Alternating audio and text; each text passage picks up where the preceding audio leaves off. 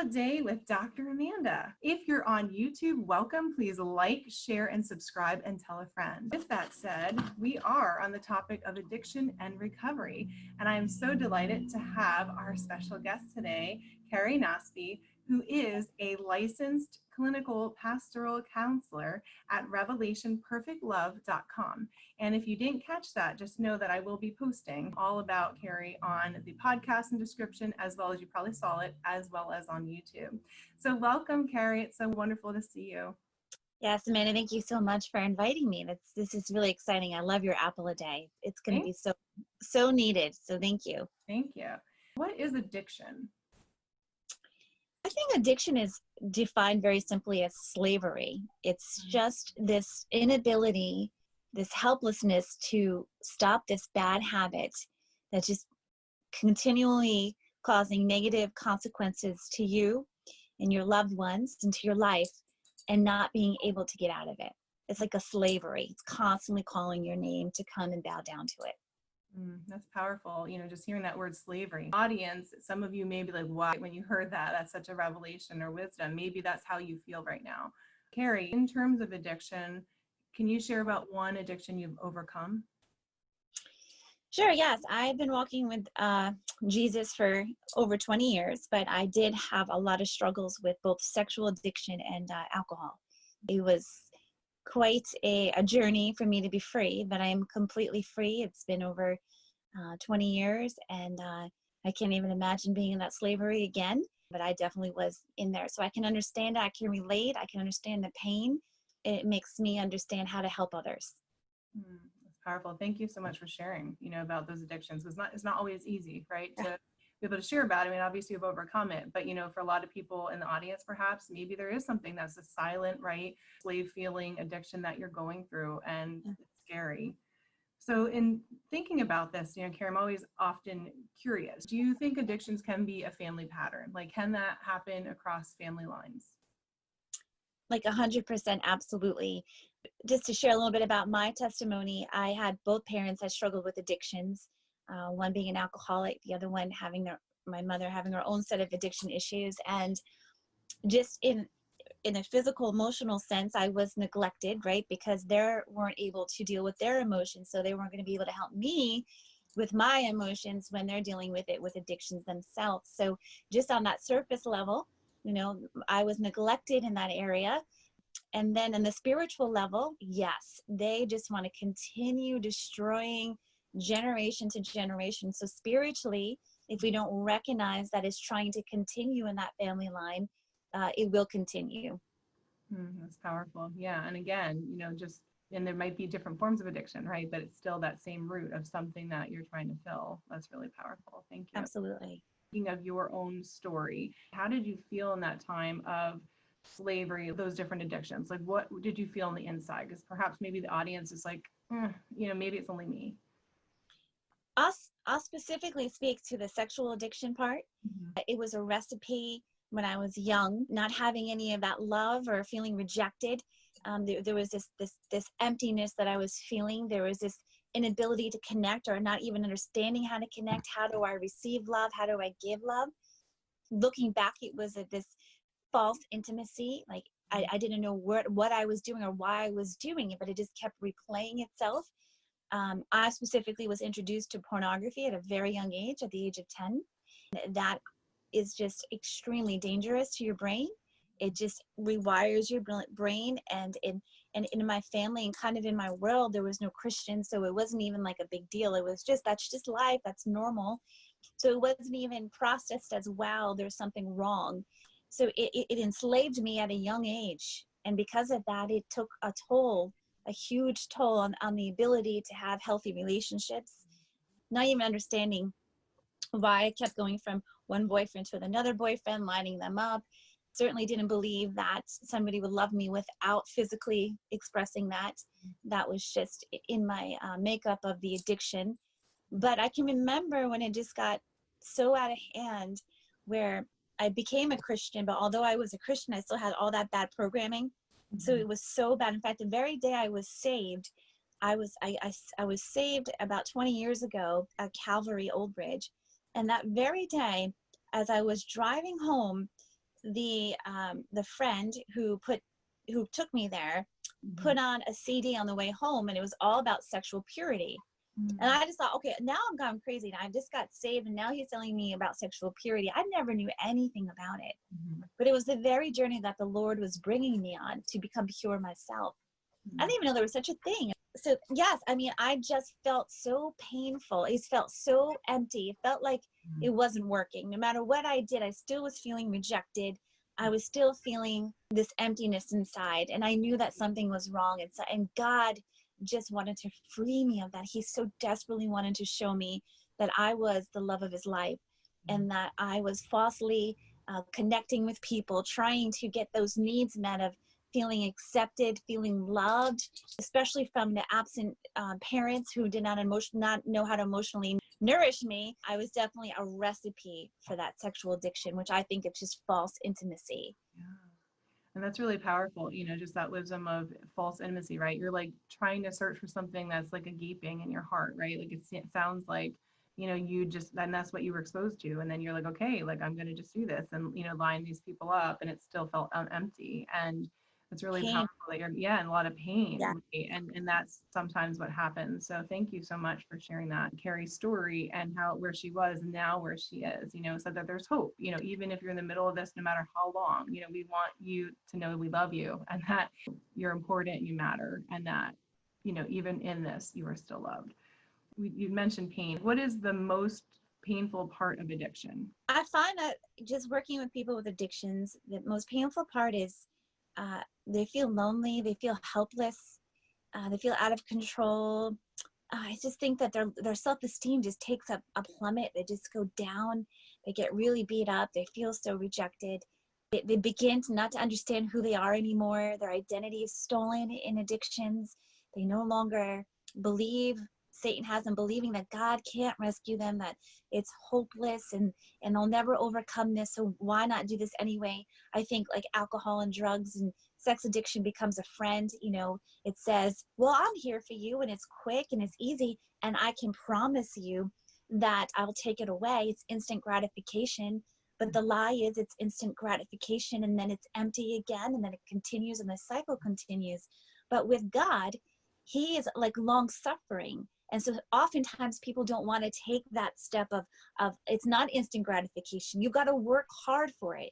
You got yourself in it. Now you got to get yourself out of it. But with God, he'll help you. But if you can imagine years of bad programming, it takes some time to get the programming back and to detox from all of those bad things. And so you've got to give yourself some patience and time. You got to give yourself, you just got to be determined. The first thing I think is to be determined that I'm going to get free because I know that God wants me to be free. And the second thing is I'm going to do what it takes. It's like a battle plan. And no, it's not that instant gratification promise where alcohol and drugs or sex says, here, I'm your friend. Remember me. I will make you not feel lonely for the night. I'll take the pain away. But it's such a lie. It just pauses things, Dr. Amanda. What you've done is you put it on pause.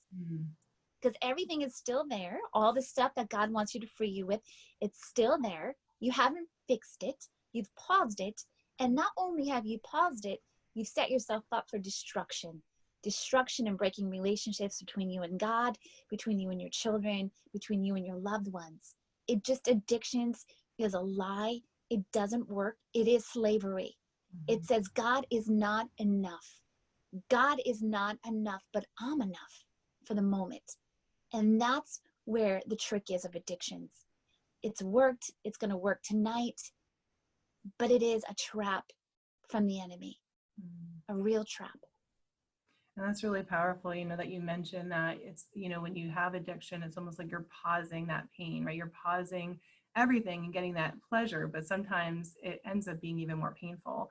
And That's such a lie from the enemy that, hey, let's do this, that it almost distracts you. And that's really powerful because again, how many of us, I'm sure we can all relate in some way, anybody listening, to where we had something that distracted us, and we either, that numbing of pain, but it's still there at the end of the day to go through. And I like how you also mentioned, Carrie, that it's not instant gratification, right? Like when we're going through this, some of you might be like, well, I tried and then I felt backwards. Well, that's part of it. And what I love about what you talk about is like, it is a process, and think about your brain, like, right, God wants to heal you, but it takes time. And sometimes when it comes back with a vengeance, you're getting closer to that breakthrough. Yeah. It's like, and sometimes you're like, oh my gosh, and you're going to keep having to go closer and closer. And, sometimes you might feel like you're going back, and that's such a lie, right? I mean, it's part of the process. Hopefully that encouraged you. And I don't know if you have anything else that you're thinking of, Carrie, with that, but those I just think I just, one of the things that I've gotten through is the feelings that come up.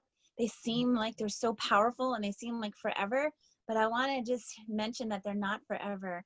And that when you push through those feelings and you align them with the faith of what God says, eventually you're rewiring those neurotransmitters. You've got to push through.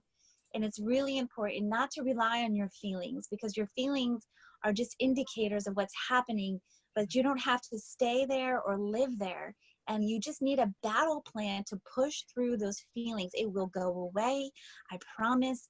Do not take up the alcohol, the food, the whatever it is, just push through. This is how you'll become free. That you push through, because God is right there and he loves you so much and he wants to free you, and he doesn't want you to be a slave anymore. He wants you to be a slave of Jesus Christ, who is the King of peace, and to think about those things. And often, addictions is like a false God, right? I think about it, I bow down to him, and God says, no, I'm the God. Take him off the throne. I'm the God of your mind, your heart, and your soul.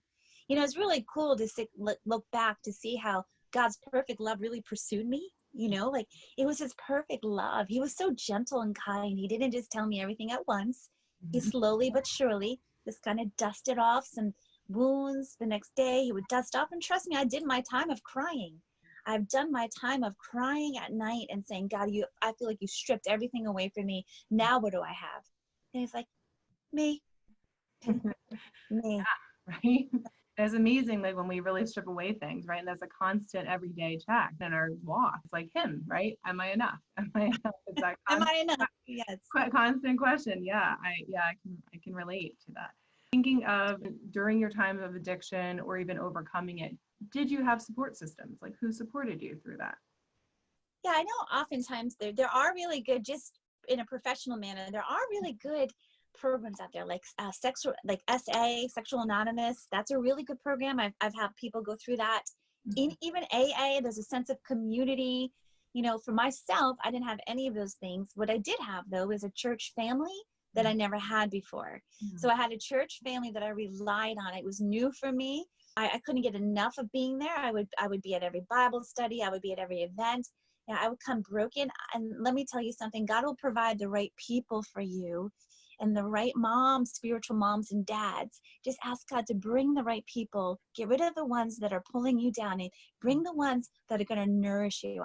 I really relied on this beautiful woman, Carol, and she was able to lean on her. I was able to call her. I was able to tell her when I was hurting. God provided somebody for me to kind of nurture me back to health. And whether that looks like a sponsor or whatever it is, you do need that somebody. You do need that somebody or that family. So I would say just continue to book up your weeks with support meetings. You can't do it alone. That's the biggest lie. You can't do this alone.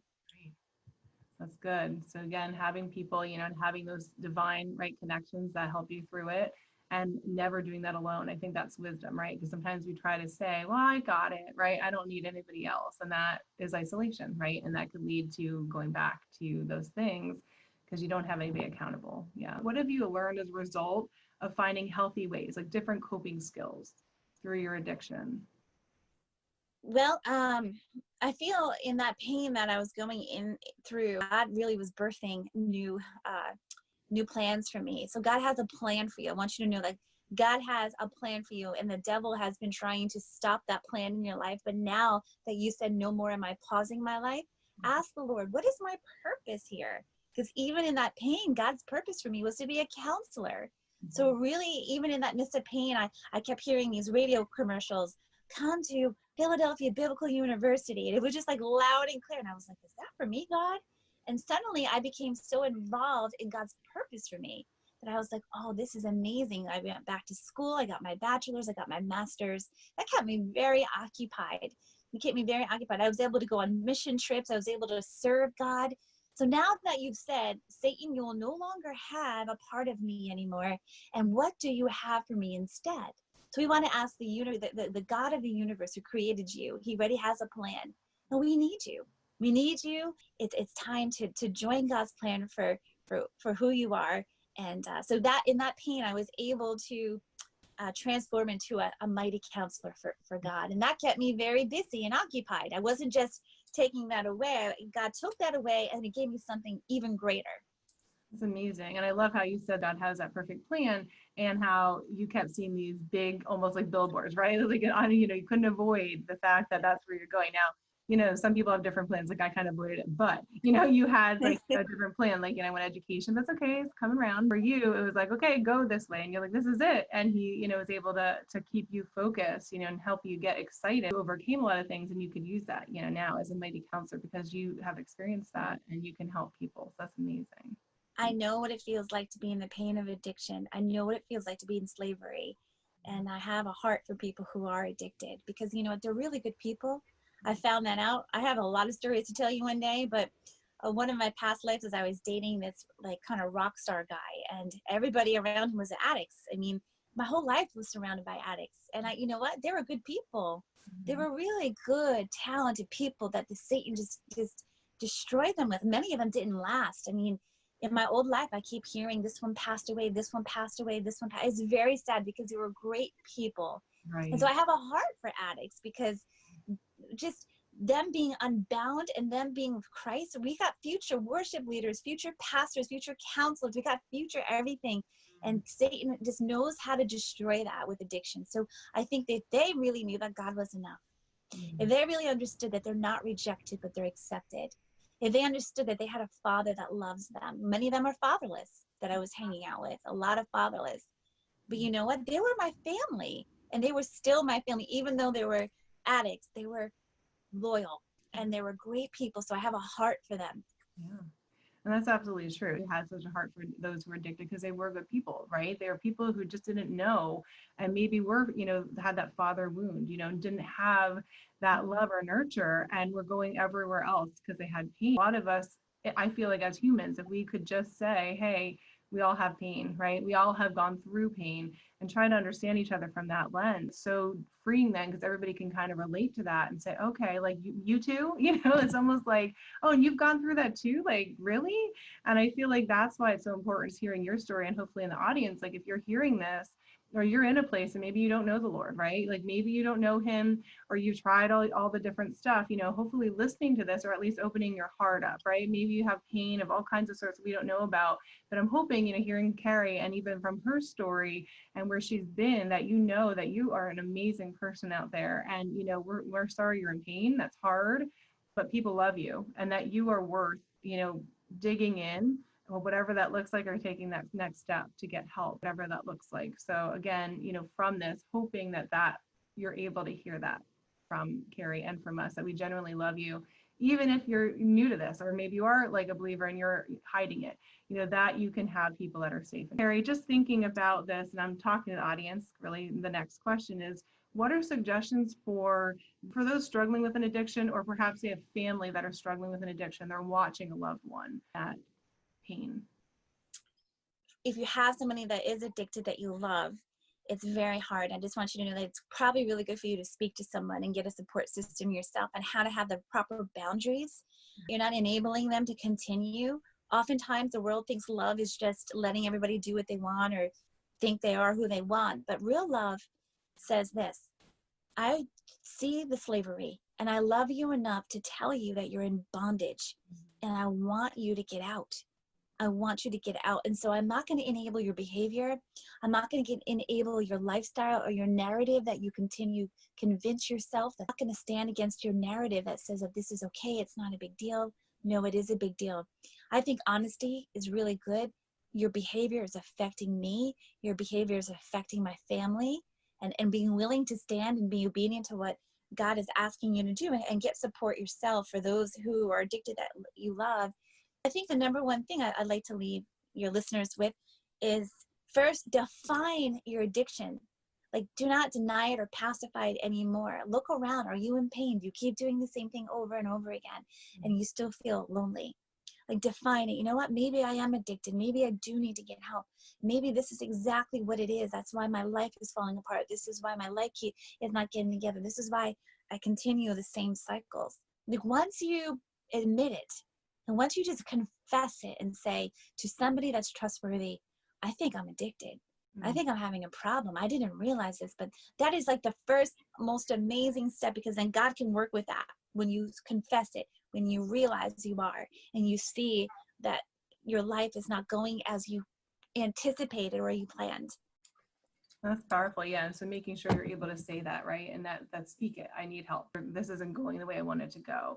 Audience, or if you're listening, if you have a loved one, to get help for yourself, because it is hard, right? To watch that and know that you're not responsible for it. A lot of times other people, if you're watching family, loved ones in addiction, they try to take on responsibility for it, but it's not, right? And so I love, Carrie, that you're saying, for those who are watching that, to make sure they have support as well, because it is, carrying that can be really painful, and talking to somebody helps a lot.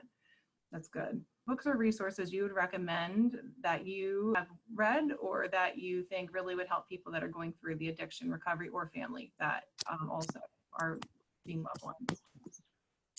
One of the books that I recommend is a book called False Intimacy. And understanding that you have been falsely connecting to people, and just avoiding actually emotionally connecting, because you might be afraid that they'll reject you or whatever it is. False Intimacy will give you a lot of wisdom. It's one of the books I recommend in counseling. Also, Banquets in the Grave. Haven't read that one in a while, but those are two good books to read to get some wisdom and revelation onto how this addiction started. That's great. So again, I'll list that, for podcast listeners, the False Intimacy, and I'll also put that on the YouTube. So thank you. And, all of the resources that Carrie mentioned. You've given so many revelation wisdom tips, but what is one final wisdom tip for our audience in the area of addiction and recovery? I just want to tell you that Satan is a liar. And he whispers that you're beyond help, and that it's over, and that this will never pass, and you might as well just keep doing it. I really want you to understand that's a lie. God is so amazingly loves you, and he wants to free you, and he can free you because of what Jesus did on the cross. He freed you. He can free you. It is not beyond help. If you get the help that you need, if you just confess and admit to it, God can use that, and he can turn your life around, and it can be faster than you think. You might feel a little pain at first, but it's better than continuing to go on and pausing it. Just go through it. Get the courage. Just go through it. And you'll be so excited that it would be the best decision of your life. So good. So I like how you said, just go through it, right? And decide that this enough is enough, and that you are worth more. I love that message. So again, hopefully in the audience, and really looking at, lies, right? Like, what is the truth? What is a lie? So I love that, Carrie. So thank you so much, Carrie, for your time today. Again, audience, if you love this, and I enjoyed and loved hearing from Carrie, who does a lot of counseling, and she did mention in the beginning, but she is a pastoral counselor. She's licensed at revelationperfectlove.com. So you can check out her website, and also definitely check that out. And I hear you have something else called Ask Carrie. Is that correct? Oh, yeah. That's on Star 99.1 every Friday. Brenda Price, who is the DJ, she's felt like the God told her to place it on her heart to do an Ask Carrie segment on Fridays, that if you have